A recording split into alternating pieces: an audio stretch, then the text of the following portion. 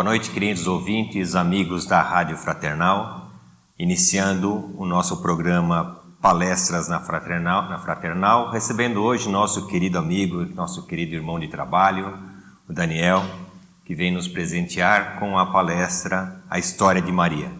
Um momento tão propício, um momento tão comemorado, né? Nos aproximando do Dia das Mães.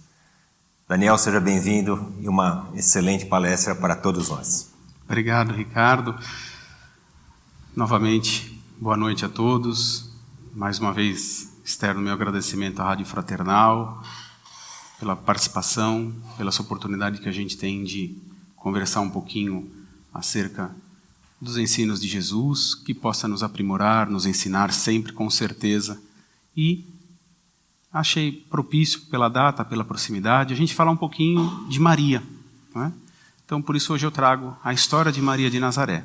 É uma história resumida, curta, porque a gente sabe que é um pouco longa, mas a gente vai falar hoje de Maria de Nazaré. E para iniciar, então, a gente faz a nossa prece aqui, agradecendo a Deus pela nossa oportunidade de nos reunirmos essa noite, agradecer a Jesus por todo o aprendizado que nos concede, agradecer também a Mãe Maria, Mãe zelosa e fraternal, que nos envolve com seu amor e carinho, e toda a espiritualidade amiga que aqui se faz presente, com o intuito de nos orientar e nos auxiliar, para que assim tenhamos, na certeza da presença de Jesus em nossos corações, de uma noite com muita harmonia, de muita sabedoria, e que tenhamos o máximo de aprendizado possível com o ensino dessa história de Maria, através dos nossos amigos mentores que aqui estão presentes.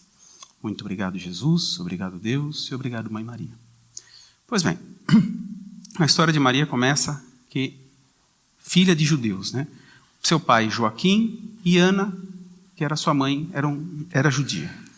Joaquim, pai de Maria, era um homem de certas posses. Ele tinha, lá na região de Nazaré, ele tinha algumas posses. E dessas posses ele era também um homem muito caridoso, ele era um homem muito generoso, né? E ele tinha o hábito de ofertar aos pobres, ao templo, ele fazia suas doações, ele participava efetivamente da sociedade, como se diz, não só indo ao templo, mas também com a sua caridade. Mas, repentinamente, ele foi proibido de participar com as doações ao templo e com as doações que ele fazia, essa generosidade, ele foi proibido pelo sacerdote da época, porque ele não tinha filhos, né? E naquela época, em Israel, isso era contrário às leis judaicas. Então ele já não poderia participar efetivamente, como ele gostava, com suas doações, pela ausência de um filho. E isso o deixou muito frustrado. E diante dessa frustração, ele tomou uma decisão de fazer jejum durante 40 dias e 40 noites numa montanha no deserto, dizendo o seguinte, que não voltaria ao lar nem para comer ou beber, até que o Senhor venha visitar-me. As minhas orações me servirão de bebida e comida aqui no deserto. E assim ele fez. Ele lá ficou na montanha, isolado durante 40 dias e 40 noites, e enquanto isso, a sua esposa, Ana, permaneceu no lar, mas sofrendo muito, pois não sabia se Joaquim estava vivo ou não, se resistiria a esses 40 dias de jejum, né? E ainda mais, ela carregava uma culpa pela sua infertilidade, porque como eles não tiveram filhos, então ela, além da sensação de viuvez, ela carregou a culpa da infertilidade. Até que, no período desses 40 dias, Ana recebe uma visita de um anjo, que lhe diz o seguinte, Ana, Ana, o Senhor ouviu as tuas preces, eis que conceberás e darás à luz a um filho, e o fruto do teu ventre será conhecido em todo o mundo. Nesse mesmo dia que Ana recebe essa visita desse anjo, lhe dizendo essas palavras, Joaquim, lá no alto da montanha, ele avista 2 mensageiros de Deus, e que lhe dirigiram as seguintes palavras, Joaquim, o Senhor ouviu tuas preces. Desce daqui e vai a Ana, tua mulher, porque ela conceberá em seu ventre. Dessa forma, Joaquim imediatamente foi para o lar, retornou a Ana, e em questão de tempo, pouco tempo depois, Ana realmente estava grávida e cumpriu a sua gestação normal, dando luz a Maria. É uma menina que se chamou Maria. Maria, na verdade, é um nome que foi, digamos, abrasileirado, né? Foi trazido para a língua portuguesa, porque a origem do nome de Maria, ela vem do aramaico, Mariam, ou do hebraico, Miriam, né? E o significado dessa palavra, né, Mariam, é amada de Deus. Veja só a importância do nome dela. Mas não tem problema nenhum que o nome original dela seja esse e nós chamá-la de Maria. Pelo contrário, não importa. O que importa é o exemplo que Maria nos dá. E tudo começa na vida de Maria, então, de que forma? Com a aparição do anjo Gabriel, né? Que nós encontramos lá em Lucas, no Evangelho de Lucas, capítulo 1, do versículo 26 a 38, que Maria estava junto com sua prima Isabel, e a Maria recebe a visita desse anjo, e ele diz o seguinte, vou ler o trecho do Evangelho. E, entrando o anjo aonde ela estava, disse, salve, agraciada, o Senhor é contigo, bendita és tu entre as mulheres. E vendo-o, ela turbou-se com aquelas palavras e considerava que saudação seria essa. Disse-lhe então o anjo, Maria, não temas, porque achaste graça diante de Deus. Eis que em teu ventre conceberás e darás à luz um filho, e pôr-lhe-ás o nome de Jesus. E este será grande, e será chamado Filho do Altíssimo, e o Senhor Deus lhe dará o trono de Davi, seu pai. E reinará eternamente na casa de Jacó, e o seu reino não terá fim. E disse Maria ao anjo, como se fará isso, visto que eu não conheço homem algum? E respondendo, o anjo disse-lhe, descerá sobre ti o Espírito Santo, e a virtude do Altíssimo te cobrirá com a sua sombra. Por isso também o santo, que de ti há de nascer, será chamado Filho de Deus. Eis que também Isabel, tua prima, concebeu um filho em sua velhice, e é este o 6º mês para aquela que era chamada estéril, porque para Deus nada é impossível. Disse então Maria, eis aqui a serva do Senhor, cumpra-se em mim segundo a tua palavra. E o anjo ausentou-se dela. Acredita-se que depois disso Maria veio a casar com José aos 14 anos de idade e o José tinha um pouquinho mais de idade. Mas o mais importante que a gente tira desse trecho do Evangelho é ver essa capacidade dessa criatura chamada Maria de receber essa missão, né? E em contrapartida, nessa fala que nós vemos, desse encontro que ela teve com o anjo, ela em momento algum, ela fez um questionamento. Ela não impôs qualquer condição e tampouco esperou algo em troca. Porque a pergunta dela foi simplesmente, como posso se eu não tenho marido? Essas foram as dúvidas dela. E ela conclui de que forma? Eis aqui a serva do Senhor. Então, ou seja, a único questionamento foi sobre a dúvida, sobre o seu relacionamento e, em consequência, ela assume todo esse compromisso sem hesitar, sem duvidar, sem questionamento ou sem esperar algo em troca. Então vejam a importância desse sim de Maria, né? E o sim demonstra o que de Maria? A fé que ela tinha em Deus, porque fortaleceu ela para seguir em frente sem temer. E foi exatamente isso que ela fez. E aí vem uma questão sobre isso. Maria tem fé ou Maria teve crença naquele momento? Maria teve muita fé. E qual que é a diferença, então, de fé e crença nessa lição que Maria nos passa? A crença é algo que a gente acredita, mas é passível de mutação. A gente pode mudar. Quantas pessoas, se me permite, dou o exemplo de mim mesmo. Eu mudei de religião, vim para o espiritismo, mas não era. Eu acreditava na religião que seguia até encontrar os princípios do espiritismo que me convenceram. Então eu mudei. Então a minha crença mudou, mas a minha fé em Deus jamais foi abalada. Para mim, a fé em Deus permanece. Eu jamais duvidei da fé, eu jamais duvidei de Deus. Então a gente começa a perceber aqui o quê? Que nós temos a crença, algo que acreditamos. Nós usamos essa palavra no nosso vocabulário como fé, mas não é. A crença é algo que acreditamos, é algo que depositamos alguma confiança, mas a fé é um comprometimento. A fé é algo muito mais forte, é algo que é inabalável. Não muda tão fácil. Eu tenho a minha fé em Deus e isso eu sou convicto. Eu não só creio em Deus, mas eu tenho fé em Deus, ou seja, eu tenho um comprometimento com Deus. E foi exatamente essa lição que Maria nos passou. Ela tinha fé em Deus, ela não temeu. Ela recebeu a sua missão e adiante foi, sem temer. Essa é uma das lições de Maria. A fé, e o que vem a ser essa fé? A fé é aquilo que alimenta a esperança. Quando nós temos a esperança no sentido do verbo esperançar, não do verbo esperar, que às vezes a gente também confunde, a gente acha que esperança é esperar. Não, esperança é esperançar, mas esperançar no quê? No sentido da fé. Eu tenho essa fé inabalável e isso me alimenta a esperança. É a fé que alimenta a minha esperança de uma vida melhor, de dias melhores, de que eu vou evoluir. E é exatamente essa lição que Maria nos passa. Aqui já eu proponho uma reflexão, né? Será que nós teríamos essa mesma fé de Maria?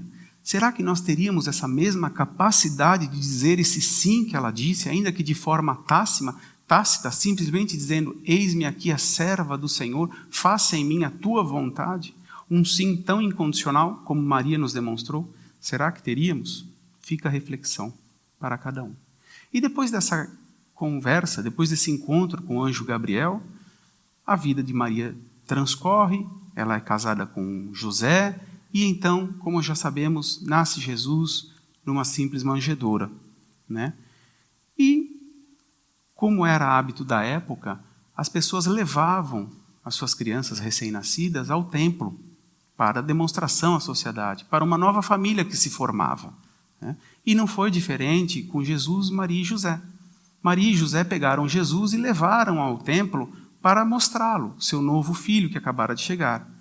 E na apresentação, lá no templo, Simeão, que era o sacerdote do momento ali, que estava ali, quando ele viu, assim que Maria e José adentraram com Jesus no colo, assim que ele viu, ele disse a seguinte frase: agora, Senhor, despedes em paz teu servo.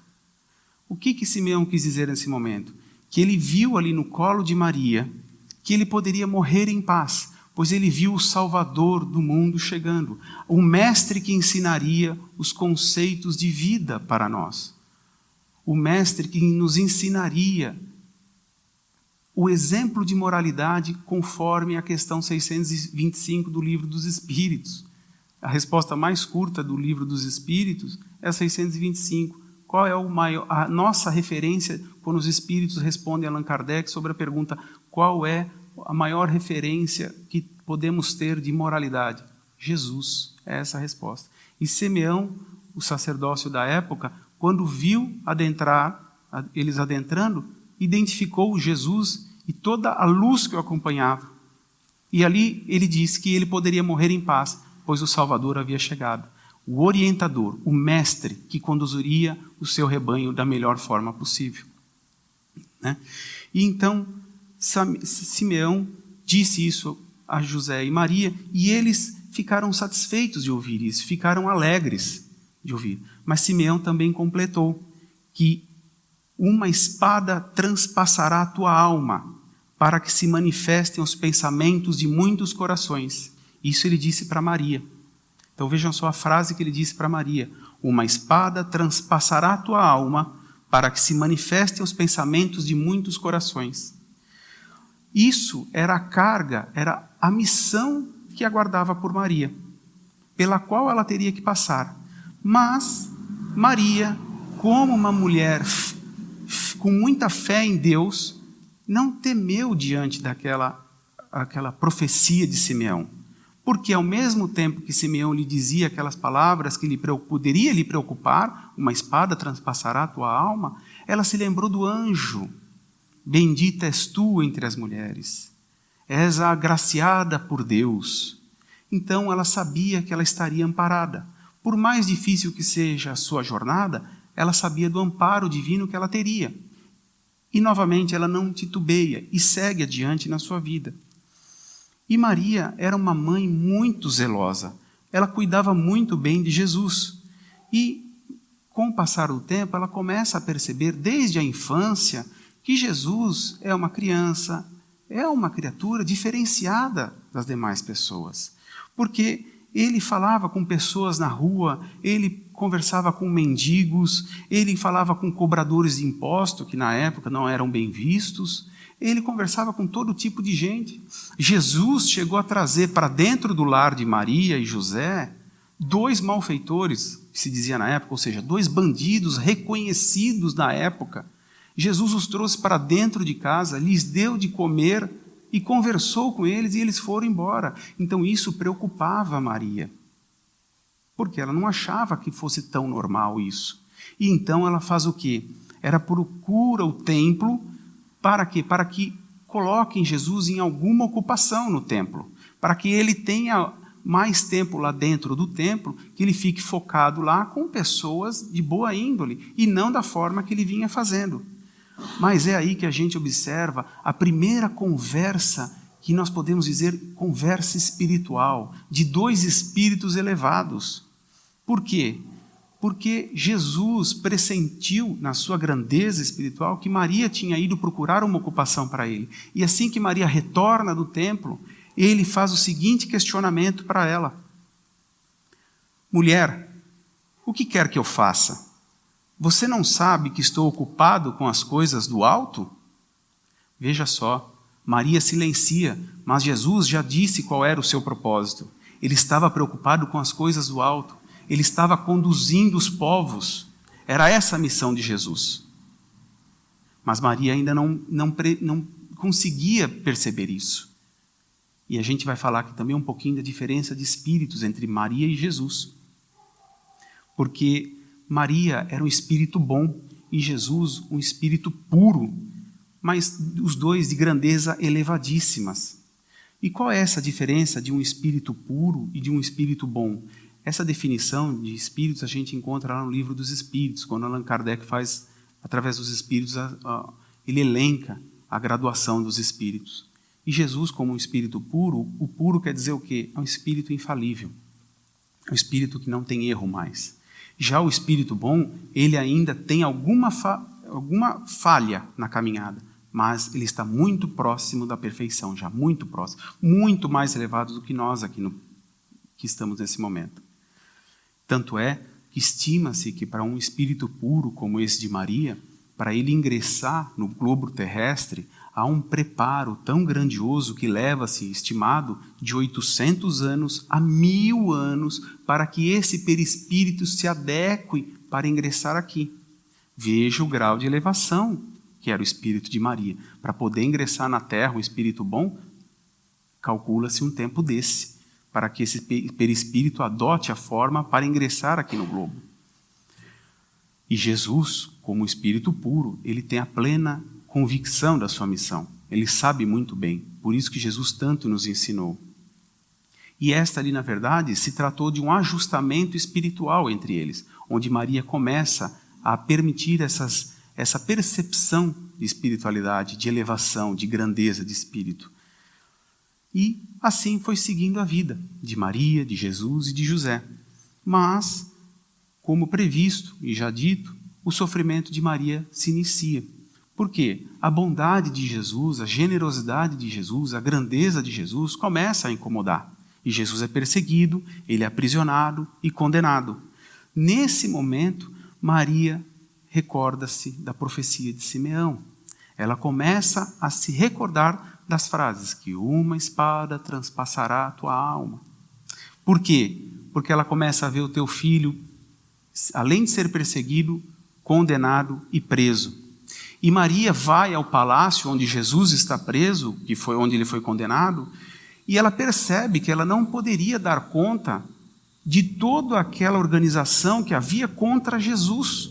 Ela não teria como, nem com um argumento, tampouco com sua força, argumentar tudo a favor de Jesus, mas ela em momento algum desiste sequer do sofrimento, muito menos de Jesus. E lá ao lado dele permanece firmemente, caminhando e presenciando todo o sofrimento do seu filho.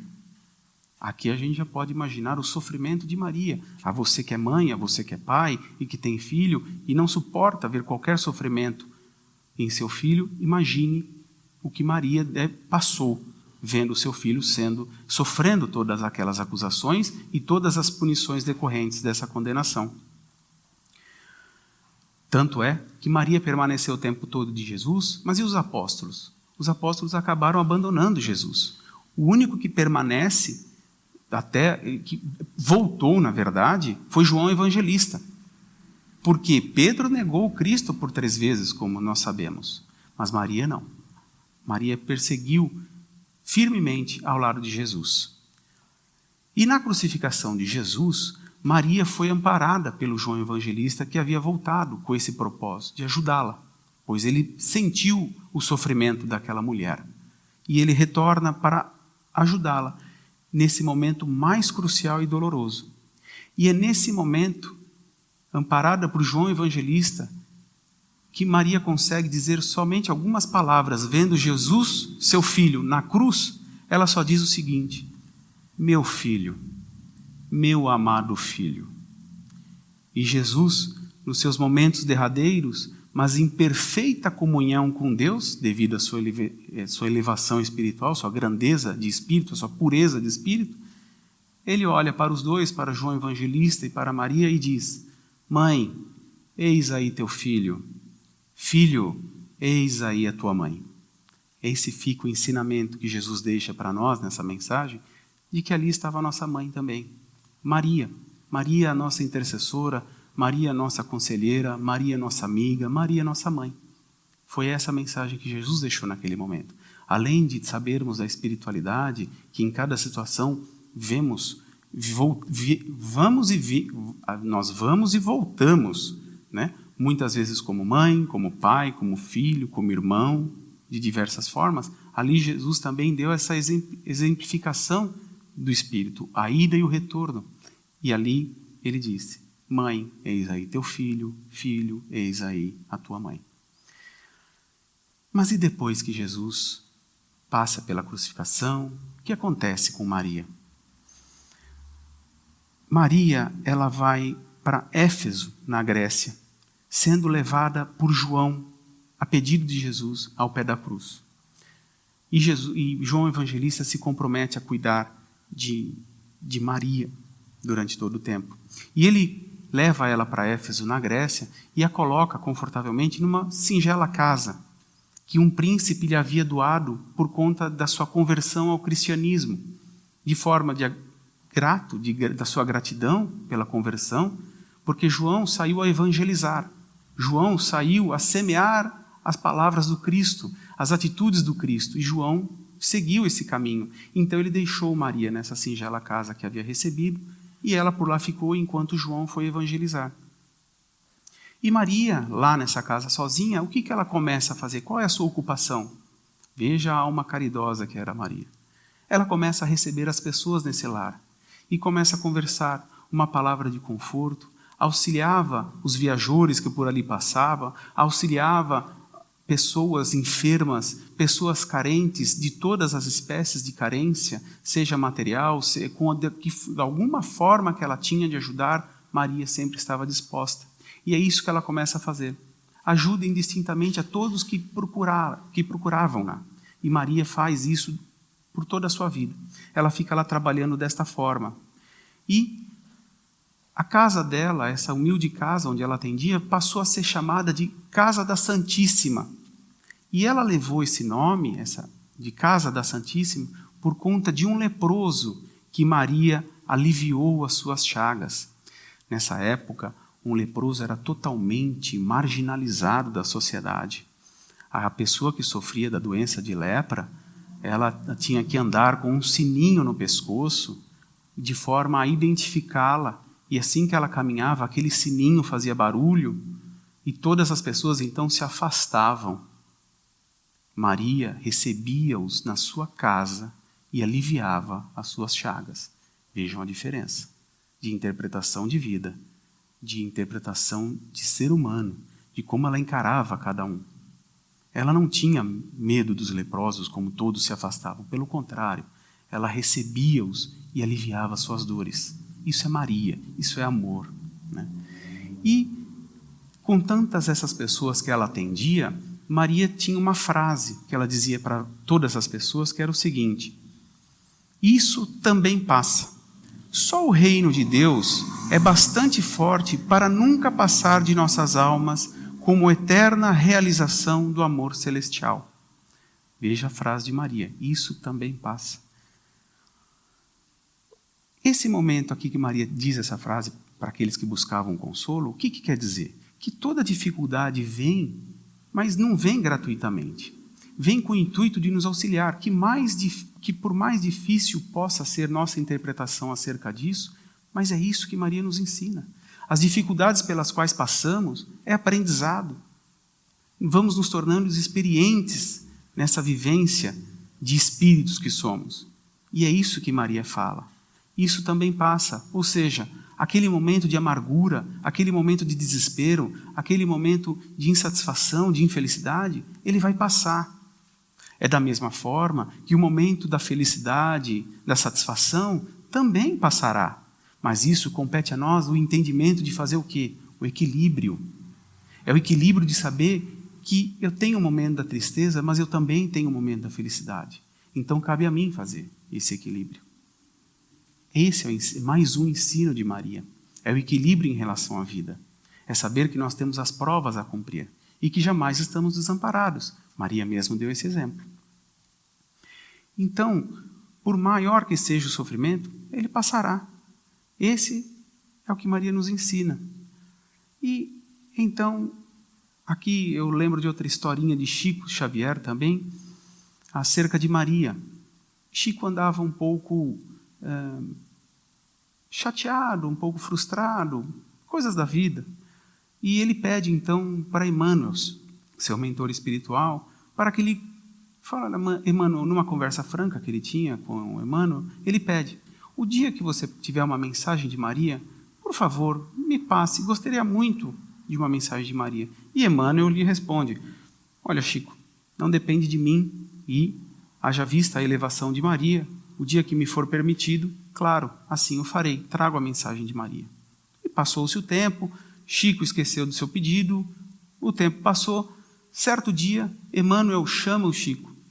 Chico, rápido, lápis e papel, rápido, tem uma mensagem de Maria para você. Chico apressadamente senta-se, já se prepara, pega o papel, pega o lápis, pronto a escrever. Estou pronto, vamos lá. E qual é a mensagem que vem através de Emmanuel? Isso também passa.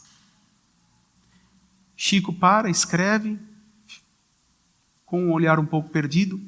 Estou pronto, vamos adiante mais.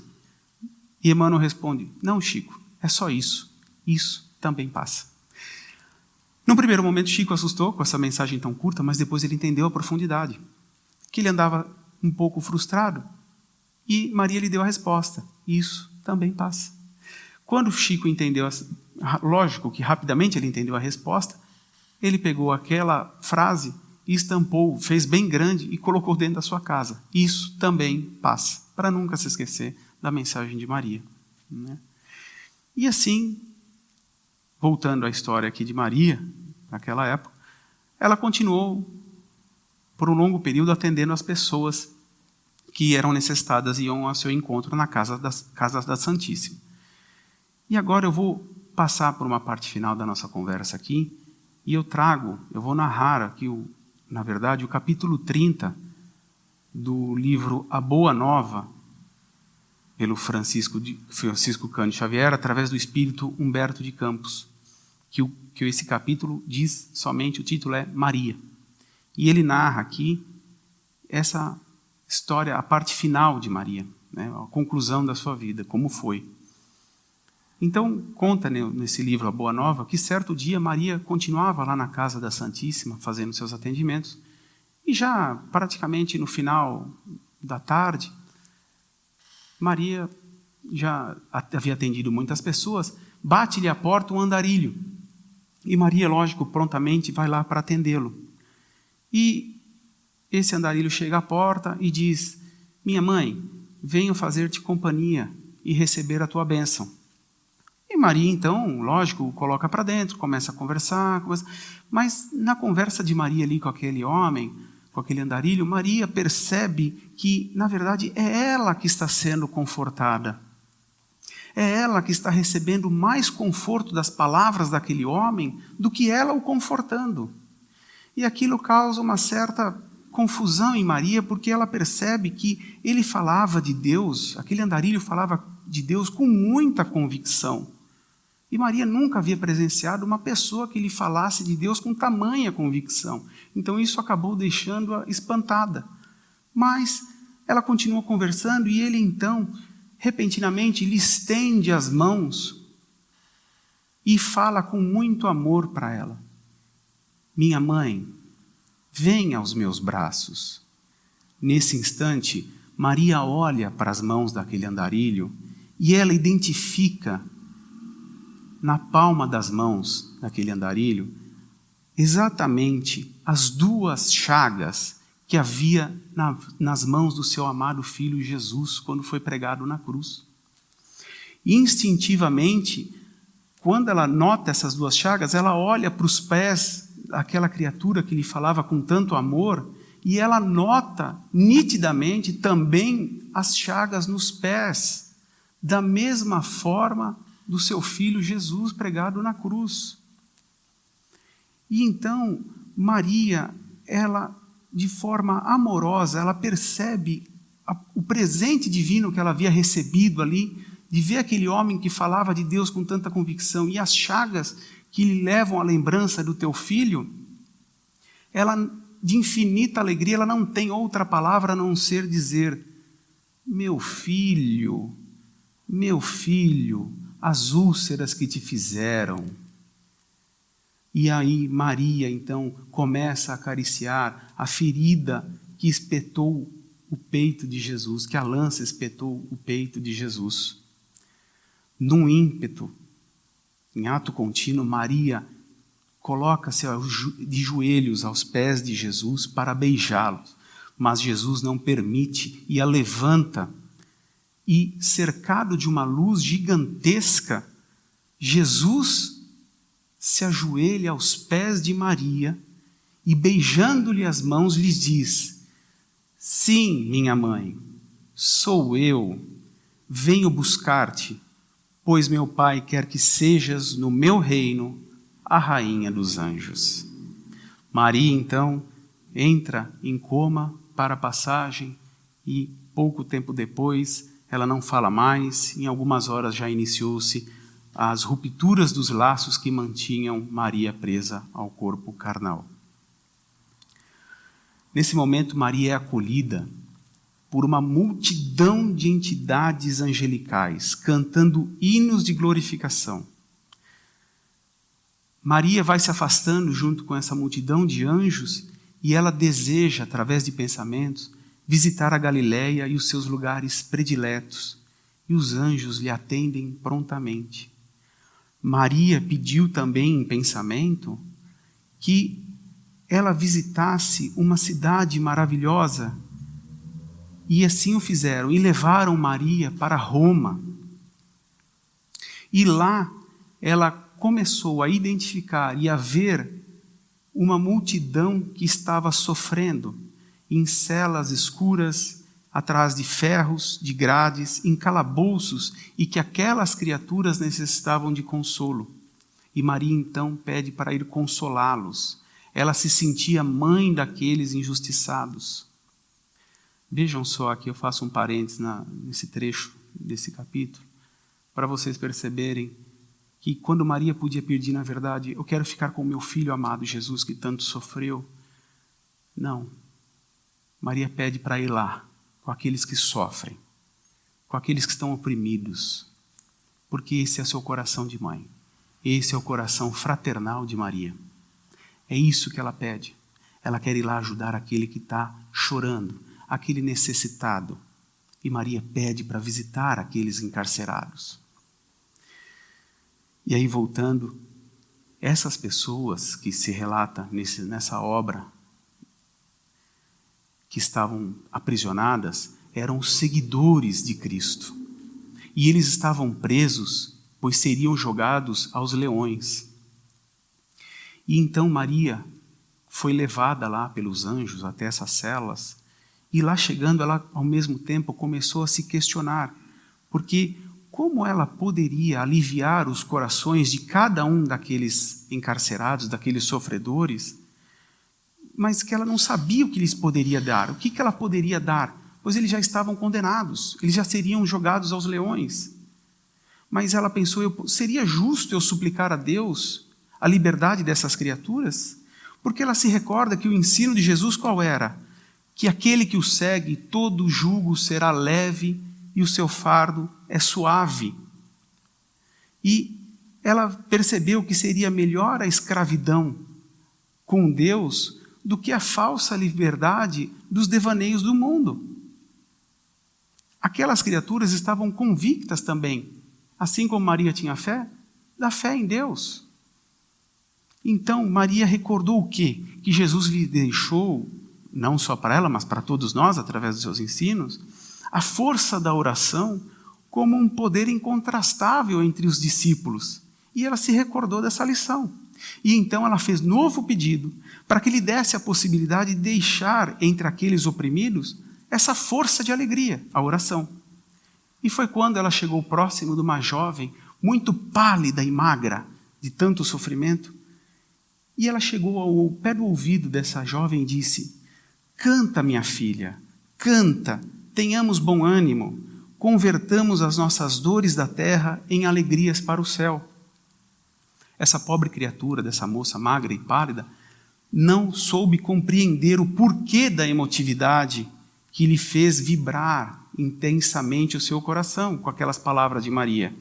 E então, logo em seguida, uma grande centena de pessoas já estavam cantando orações, louvando e seguindo ainda assim para o seu final derradeiro, mas convictos do amor de Deus e amparados por uma mãe muito generosa, né? Essa é a lição de Maria. É esse amor que ela vem nos ensinar. Canta, ou seja, ore, porque isso também passará, mas o reino de Deus é para sempre. Então acredite que Mãe Maria nos acompanha sempre, que Mãe Maria está conosco a todo instante, e ela jamais nos abandona. E aproveitando essa data, de Dia das Mães, que para muitos pode ser tristeza por não ter a mãe fisicamente, recorde-se desse amor de Maria. Eleve teu pensamento à tua mãe que já não está mais aqui, mas abrace-a fortemente com o seu pensamento, que nós temos essa capacidade.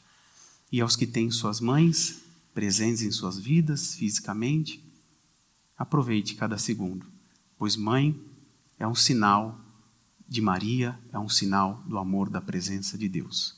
A todas as mamães, o meu fraternal e carinhoso abraço, as futuras mamães, e que Deus nos abençoe, que Jesus nos proteja, que Mãe Maria nos abençoe sempre.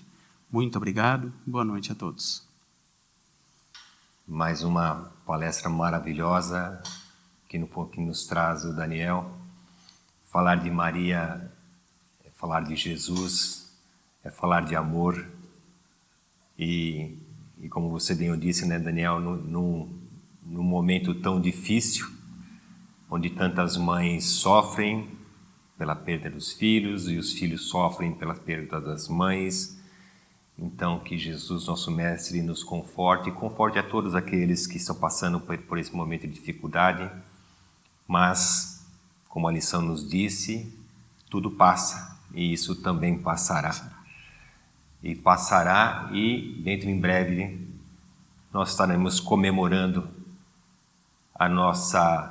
nosso retorno ao nosso Pai. Que nós da Rádio Fraternal desejamos a todas as mães um dia especial, um dia de muito mimo, de muito aconchego, de muita paz, união, força, luz e muita fé.